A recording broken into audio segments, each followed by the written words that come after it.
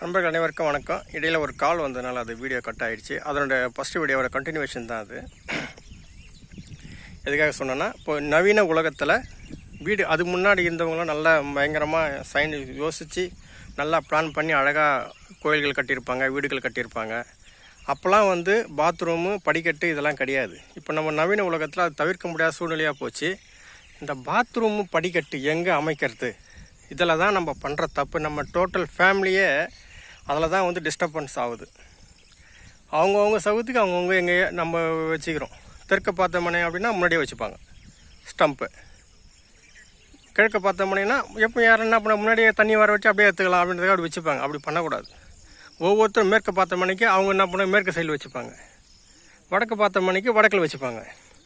அவங்க சவுக்கிறதுக்கு bathroom, stump, செப்டி டேங்க்கு, இது 3 plus படிக்கட்டு, இது எல்லாம் அவங்கவுங்க சௌகரியத்துக்கு வச்சுக்கிறாங்க. அதில் தான் நிறைய குடும்பங்கள் பிரியுது, கல்யாணம் ஆகாமல் நிற்குது, குழந்தை பேர் தள்ளி போகுது. நிறைய விஷயங்கள் இதனால தான் நடக்குது. இதை எப்படி சரியாக அமைக்கணும் அப்படின்றது தான் வாஸ்து. இதை எப்படி சரியாக அமைச்சா நம்ம அதனோட பாதிப்புலேருந்து நம்ம கொஞ்சம் வெளியில் வரலாம். நீ ஒன்றா இப்போ படிக்கட்டு, பாத்ரூமு இதெல்லாம் இல்லாமல் நீ ஒன்றா வீடு கட்டிக்கோ. அதுக்கு முன்னே கிணறு தான் இருந்தது, ஸ்டம்ப்லாம் கிடையாது. ஸோ பழையபடி எப்படி இருந்தோ அந்த மாதிரி நீ வீடு கட்டிக்கோ. ஓரளவுக்கு நீ ஒரு 80% மார்க் நீ வாங்கிடலாம்.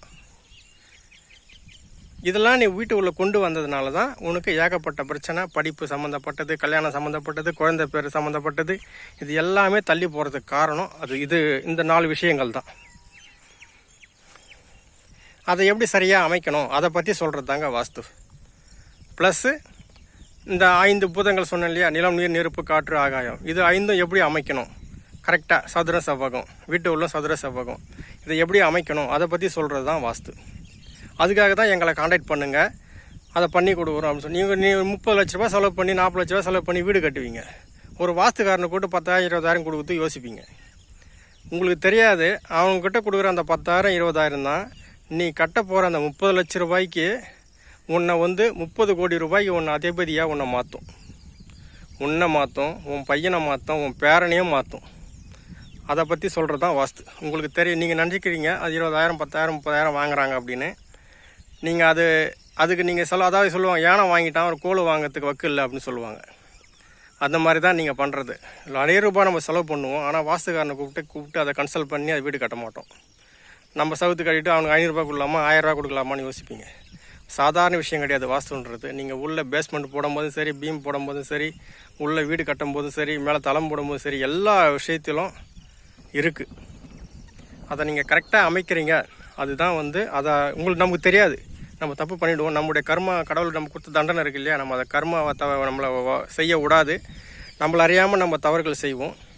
அந்த தவறு செய்யாமல் அதை கரெக்டாக நம்ம கொண்டு போகிறதுக்காக தான் அந்த வாஸ்து கன்சல்டன்ட்டை வச்சு நம்ம வீடு கட்ட போகிறோம். அந்த மாதிரி கட்டிக்கோங்க.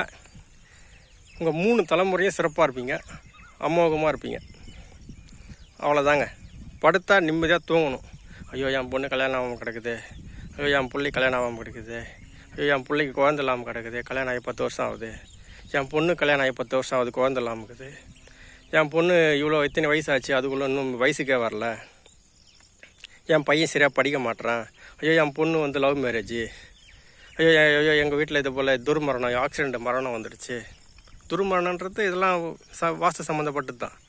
இந்த மாதிரி வந்துடுச்சு. ஐயோ குடல் ப்ராப்ளம், கிட்னி ப்ராப்ளம், கேன்சரு, அப்புறம் என்ன இருக்கு எல்லாமே வாஸ்துவில் ரிலேட்டடாக வருது. அது எல்லாம் நீங்கள் எப்படி சரிவர அமைச்சிக்கிறீங்க, உங்களுடைய கர்மாவை தான் நீங்கள் கொடுக்குறீங்க. நீங்கள் நினைப்பீங்க 10,000 20,000 வாஸ்துக்காரனை கொடுக்குறீங்கன்னு, உங்களுடைய கர்மாவை தான் அவன் சுமந்துக்கிட்டு போகிறான். அவனுக்கு அதுதான் உங்கள் கர்மாவை அவன் சுமந்துட்டு போகிறான் பற்றி, அதுக்கு உண்டான கூலி தான் அது.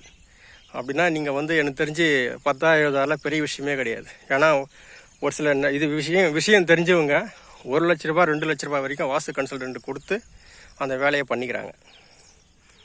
அந்த விஷயம் தெரிஞ்சு அந்த வாழ்க்கையில் நீங்கள் பெரிய அடிப்படுவீங்க பார்த்தியா, அப்போ எதை சொன்னால் பித்தம் தெரியும் அப்படின்னு இருப்பீங்க பாரு. அந்த சூழ்நிலையில் நீங்கள் அவன் என்ன கேட்டாலும் கொடுப்பீங்க. அதை பற்றி அந்த உண்மை அப்படின்னு நீங்கள் புரிஞ்சிட்டிங்கன்னா, அது புரியாத வரைக்கும் உங்கள் சவுத்து தான் நீங்கள் பேசுவீங்க, உங்கள் சவுத்து தான் நீங்கள் ஆட்டம் போடுவீங்க. எவ்வளோ போடுறீங்களோ போடுங்க, சரிங்களா? ஓகே, வாஸ்துபடி வீடு அமைச்சிக்கோங்க. உங்களுக்கு காண்டாக்ட் நம்பர் டிஸ்கிரிப்ஷனில் கொடுக்குறேன். கான்டாக்ட் பண்ணுங்கள். நிச்சயமாக உங்களுக்கு சர்வீஸ் பண்ணி கொடுக்கறதுக்கு நாங்கள் தயாராக இருக்கோம். சரிங்க, ஒரு கோவில் பற்றி சொல்கிறேன்னு சொல்லியிருந்தேன். இந்த கோவில் வந்து பார்த்திங்கன்னா எங்கே இருக்குது அப்படின்னா திருவண்ணாமலை மாவட்டம், வந்தவாசி வட்டம், நல்லேரின்னு ஒரு கிராமம் இருக்குது. வந்தவாசித்துலேருந்து ஒரு 10 கிலோமீட்ரு நல்லேரின்னு ஒரு கிராமம் இருக்குது. அந்த கிராமத்தில் அந்த ஊரோட கிராம தேவதைன்னு சொல்லுவாங்க, செல்லியம்மன் அப்படின்னு ஒரு கோவில் இருக்குது. அந்த அம்மாவை வந்து பாருங்கள்.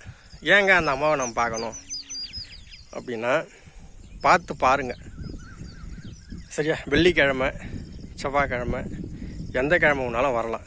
இப்போ தான் இதுதான் அப்படிலாம் கிடையாது. அந்த அம்மா வந்து பாருங்கள், பார்த்துட்டு போங்க. கணவன் மனைவி, எனக்கு வந்து எங்கள் வீட்டுக்காரர் வந்து வெளிநாட்டில் இருக்கார், வெளியூரில் வெளி வீட்டில் இருக்கார், என் கூட சப்போர்ட்லாம் சண்டை வருது, அடிக்கடி குடும்ப பிரச்சனை தாங்க முடியல, அந்த மாதிரி மக்கள் சூட் ஆகும் இந்த கோவில்.